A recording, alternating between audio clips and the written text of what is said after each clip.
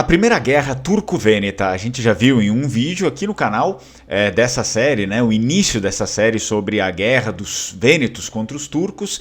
O primeiro vídeo ele explica, na verdade, o pano de fundo, né, como é que isso se desenvolveu, todo esse terreno fértil para o conflito entre os vênetos e os turcos, e para falar a verdade, o conflito entre os cristãos e os muçulmanos, porque no fundo, a gente até vai analisar aqui nessa Primeira Guerra, mas no fundo se tinha muito essa batalha também espiritual entre o cristianismo e o islamismo, aquilo que os cristãos acreditavam e aquilo que os islâmicos acreditavam, enfim, aquilo que os cristãos acreditam e aquilo que os islâmicos acreditam, porque continuam sendo as mesmas crenças, não?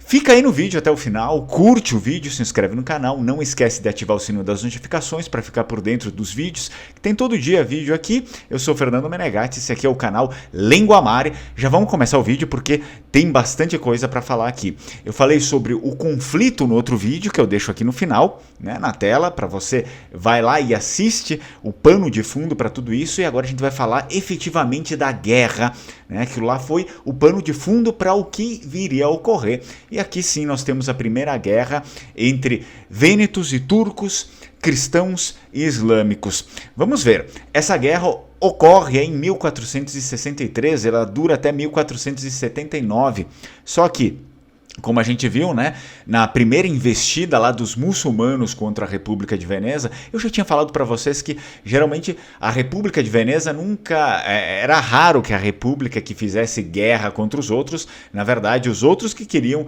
né, tomar posse dela, e aí depois então ela acabava indo para a batalha. Mas lá, na primeira ofensiva dos muçulmanos contra os vênetos venceram, expulsaram eles, né?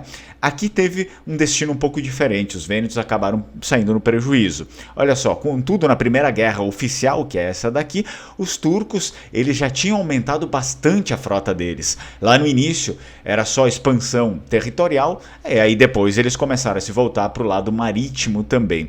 Uma das principais causas desse conflito aqui foi a disputa pelo controle de territórios na Grécia, particularmente na região do Peloponeso. Só que assim, a República de Veneza e o Império Otomano, eles competiam pelo controle aí dessas áreas estrategicamente importantes principalmente para o comércio, né? Então, para os vênetos, a competição pelo controle de rotas comerciais e portos no Mediterrâneo Oriental era uma preocupação importante, mas muito importante, porque toda a rota deles ali, comercial, se baseava nesse ponto. Isso incluía a luta pelo controle das ilhas do Egeu e das rotas comerciais na região, mas só que na verdade o conflito também tinha aspectos, como a gente pode entender, religiosos, já que o Império Otomano era muçulmano, é muçulmano, a Turquia até hoje, né? Enquanto a República de Veneza era uma potência católica e ainda se trata, né, de um local bem católico. Isso contribuiu para a rivalidade e a tensão entre os dois lados. E essa diferença aqui, essa diferença religiosa fundamental, criava uma divisão entre esses dois impérios, a República de Veneza e Império Otomano, porque cada um se via diferente, né? A República de Veneza enxergava o Império Otomano como um bando de hereges, e o Império Otomano enxergava os vênetos como um bando de infiéis. E aí você já consegue ver o nível do confronto que isso causa. À medida que o Império Otomano se expandia e conquistava territórios também nos Balcãs e no leste do Mediterrâneo, isso representava uma ameaça cada vez mais grande para os territórios não só da República de Veneza, mas para os cristãos, todos os cristãos na Europa, incluindo aqueles os territórios controlados pela República de Veneza, é claro, né? Então, olha só, a gente precisa analisar aqui que essa diferença aqui religiosa levou também a tudo isso, mas claro, não só isso, também o ímpeto ali dos muçulmanos de querer pegar os territórios e tal. Olha só, em algumas ocasiões houve sim perseguição religiosa contra as comunidades cristãs dentro das áreas sob controle otomano. Isso incluía a imposição de restrições religiosas, como a proibição de construir novas igrejas, por exemplo, bem como a conversão forçada de cristãos ao islamismo em outros casos. Além disso, a República de Veneza tinha sim interesses em locais considerados sagrados para o cristianismo, como Jerusalém, por exemplo, não? Quando esses locais caíam sob o controle islâmico, começavam também as preocupações quanto às comunidades cristãs que já estavam lá. Os cristãos já estavam lá já fazia muito tempo, né?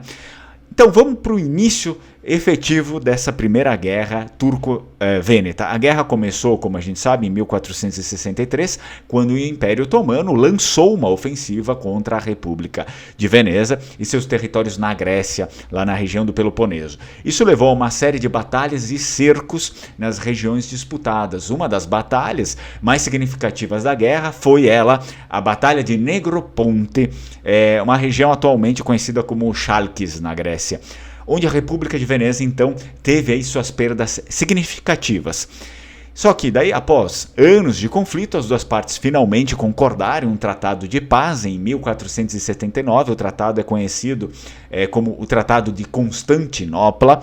Esse tratado reconheceu o controle otomano sobre muitos territórios disputados, incluindo partes lá do Peloponeso e ilhas do Egeu, enquanto a República de Veneza manteve aí controles de outras áreas. O Tratado de Constantinopla, de 1479, encerrou a primeira guerra turco-vêneta. Só que isso não resolveu as tensões, muito pelo contrário, isso só acirrou cada vez mais, né? A República de Veneza começou a se fortalecer após o primeiro conflito.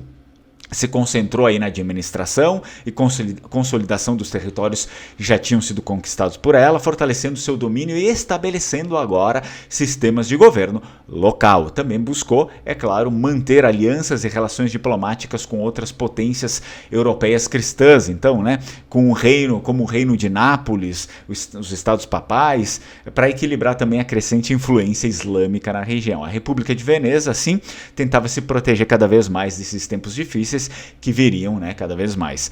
E as perdas aí da República também foram compensadas posteriormente pela posse do Reino de Chipre. Vamos ver aqui, antes da gente finalizar o vídeo, os comandantes, principalmente os comandantes vênetos, né? Porque é efetivamente aquilo que nos toca.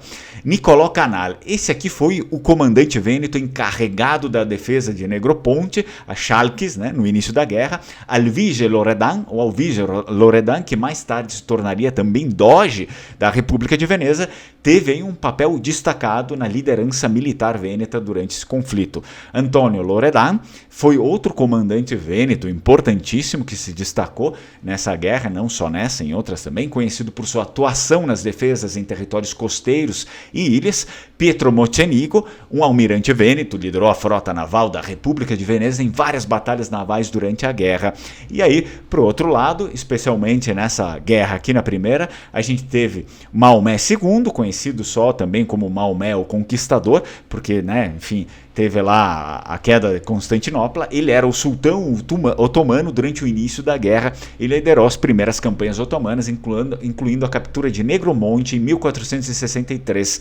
E também Mohamed Pasha Aglilovic. Mohamed Pasha, eu não sei direito a pronúncia, Pasha acho que era. Foi um comandante otomano importante na guerra, especialmente nas campanhas posteriores.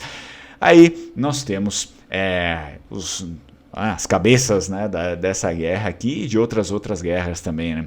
Pasha, Ali Pasha, Pasha a pronúncia correta aí do lado muçulmano. Você deixa aí nos comentários se você sabia alguma coisa sobre isso, se você tem mais curiosidades enfim, sobre, né, as batalhas turco-vênetas. E é claro que vão ter outros conflitos aí, até conflitos piores, que vai chegar no momento derradeiro da Batalha de Lepanto.